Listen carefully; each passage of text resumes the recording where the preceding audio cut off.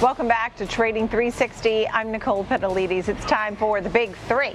3 stocks, 3 charts, 3 trades. And Rick Ducat will take us through the charts. Here to take us through the trades, Charles Moon, Senior Market Strategist Equities at Prosper Trading Academy. Good to see you both on this Friday.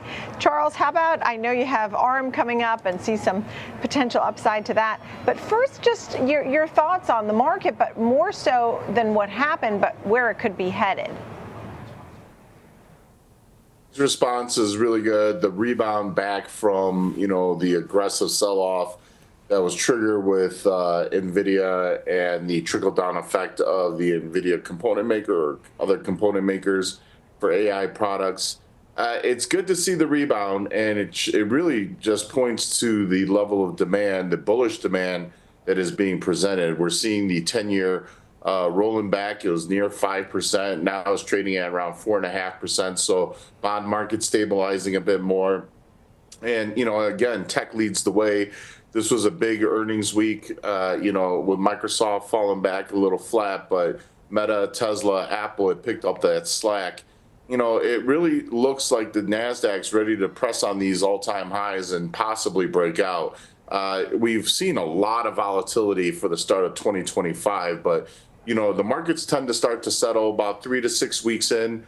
We're obviously around that 4-week mark. So, if we continue to stack here and we break those highs, we could see something very similar around February, March of 2024, when we went in that really strong, extended, pretty much up every day type of breakout. So that's something that we should be looking out for.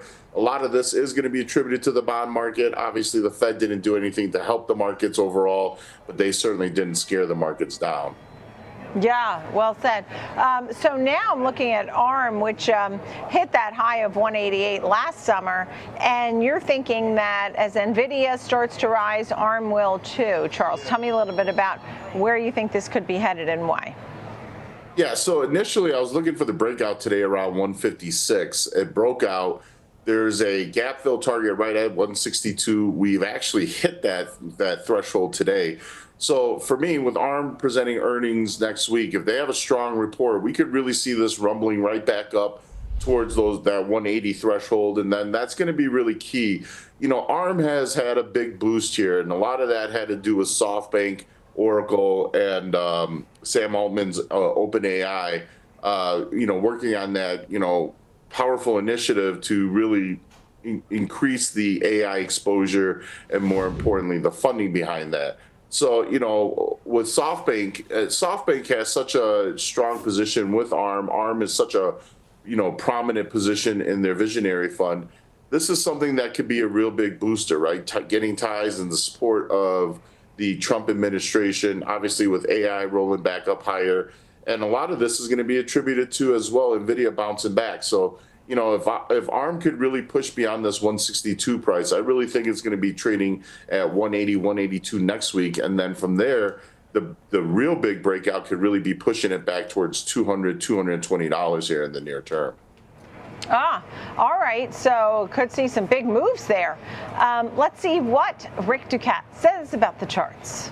Yeah, so, 162, that's about where we are today. That's about the level of this gap that we formed about a week ago or so. 180 would be about here, that high close that we made recently. So none of these prices that were mentioned seem unrealistic by any means here. And when we look back a little bit further here, we can see that perhaps starting from this high near 188.75, connecting these subsequent highs here, from that measure we have broken out to the upside. If you were to go across the high that we established about a couple weeks ago there, we're still a good way off. Trend lines are subjective. Neither one is necessarily wrong. It just kind of depends on your point of view. Now we can see, though, that after recovering near our purple 250 2-day EMA after a rather lengthy sideways consolidation, we seem to be on the move up again in terms of share prices. We've crossed above our other 2 shorter term moving averages, yellow 21-day and orange 63-day. All RSI above the 50 midline here, moving to the upside, still a bit short of that overbought area, though. That would typically be regarded as another bullish sign. Volume profile shows that we're at a node right now near that 162 level. This is a key price level to the upside. The +1 standard deviation channel pretty close to that old gap there near 173, so that's another area to consider. To the downside, this is the area sticks out. Volume profile, point of control, 252-day EMA, -1 standard deviation channel, all lining up right near 129, Nicole. Okay, thank you for that. Appreciate it. Excuse me. Charles, final thoughts?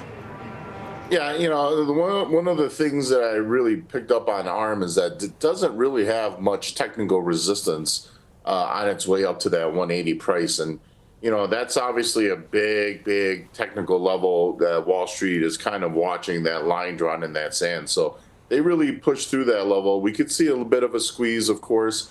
But, you know, it's not like ARM is a low float name. It's a heavy floated name. And so it's going to take tremendous demand to really break out from that 180-ish threshold. But we're seeing the earmarks and demand, and the performance today really stands out. You know, this is something that I want to keep an eye on here for that fast propellant move. And honestly, the catalyst is probably going to be earnings. Yep. How about this? Palantir, record highs today, looking at a record close for this name. Incredible performer, up 407% in 1 year. And you think a breakout could be coming? Yeah, you know, this is, it's, you know, over the last few months, you know, really dating back since November, they've struggled around this 80 to 84 price. Even just recently, it made a really nice run up there, got knocked back down to 72. And the rebound here has led to new all-time highs. And that's really important for me.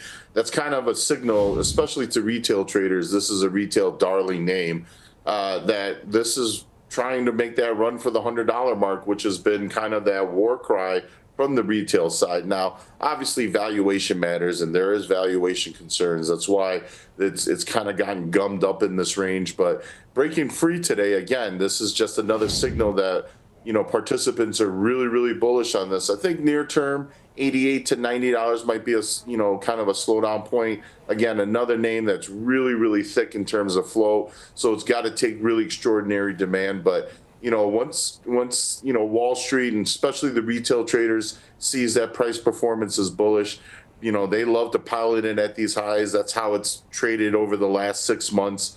You know, it really didn't have that big of a pullback. There really wasn't too many times that it had actually even rusted. It seemed like it was really moving aggressively up.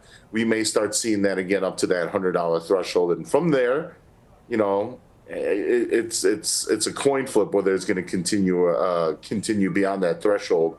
But that seems to be that target now that we've broken these highs. Okay. What do you think here when you look at the charts, Rick? Sure. A pretty nice rally from, you know, our low point here. Even if you stopped here, this would be a pretty good chart. And then it really took off. So as Charles said, you know, we're forming those new highs today. Our new 52-week highs. We're pretty close to those highs of the day still. So the movement has been pretty solidly to the upside here, taking out these old resistance levels pretty handily. We can see that we did have some zigzagging price movement recently after this very steep upward trend. The trend line moderated somewhat here. Then we had our shorter term blue trend line that has been broken. Now our short term white trend line is the one that's in place, so keep an eye on that one going forward here. Notice as well that RSI is above the 50 midline. It's sticking to its own green trend line, and it broke through this longer term red downward sloping trend line going across those previous highs, a series of bearish divergence there. Did not really translate into a huge collapse in stock prices or anything, but a sign that momentum was slowing down and the stock was consolidating. So if we were to look at some other points of interest on our chart here, to the downside, we've got our yellow 21-day EMA in the thick of our closest volume node near about 76. Then we've got our linear regression line based on a yearly chart here, our year of closing prices, our line of best fit. and a supportive level here. 68 was a high point and then a low point here. 63-day EMA as well. They all come together near about 68. So 68 to the downside, 76 a little bit closer than that, and then our +1 standard deviation channel is quite close, 86.72. Yeah, so it really just won't quit here. And as you said, you expect more. Last but not least here, Charles, you have the cloud computing world, Snowflake. You feel like it's been forgotten or left behind a bit? Yeah, and again, this is one of those momentum names that retail traders used to love, but it's really fallen on hard times. I was on this show back in November, and one of the things that I said in 2025 that I was looking for cloud and cybersecurity to become leaders. Earlier this week, they were absolutely bonkers in some senses. Names like Snowflake and MongoDB, Datadog were really, really strong. CrowdStrike was really strong. Palo Alto struggled a bit, but Cloudflare has really moved up nicely. Zscaler continues to rise. So I feel like Snowflake is going to be a very big barometer for the sector. Obviously, they're going to go as Microsoft and Amazon goes, but we're seeing demand really kind of leak into the sector beyond what, Microsoft and Amazon performance is. So they're kind of separating themselves a bit from the Pied Piper.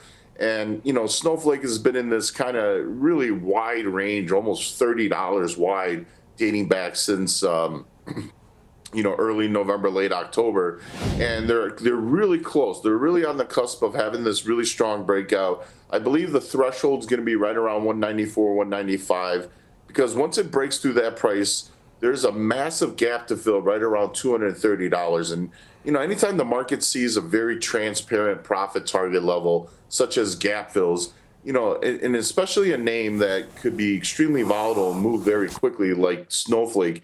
When Snowflake gets that momentum, it really won't take long, where it may take some stocks a month to fill that gap. It may take Snowflake half that time, a week or two. So, this is something that I'm going to be watching out for. I'm not sure if it's yet to break out, but the demand is starting to rise. It's getting very interesting. The performance and the behavior is pretty different than what we've seen just 6 months ago. So I would keep this one on your radar above 195.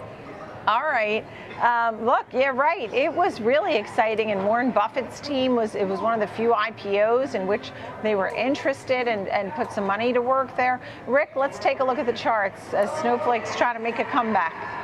Yeah, definitely making some ground here. We can see that we had a notable rally on our last earnings. This big gap up that took us to this high point right here near 187. That's about where we paused a few days ago. We haven't quite cleared it yet. But if you backtrack a little bit, look all the way back here, 194.2. That was a high point that we established after another severe gap to the downside on earnings almost a year ago. That point came in at 194.20. So by that measure, we haven't really come close to filling that, or not filling the gap, rather. We haven't even come close to filling the gap, but taking out that post-gap down high point. So between 187 to 194 or so is an interesting area to keep an eye on. Looking at RSI, we can see that, like our longer-term price trend line here, RSI also has a similar trend line. The difference is that price broke through to the upside. RSI did not yet. RSI also is not in that overbought area, which the bulls would want to see here. So a bit of a question mark as we head into the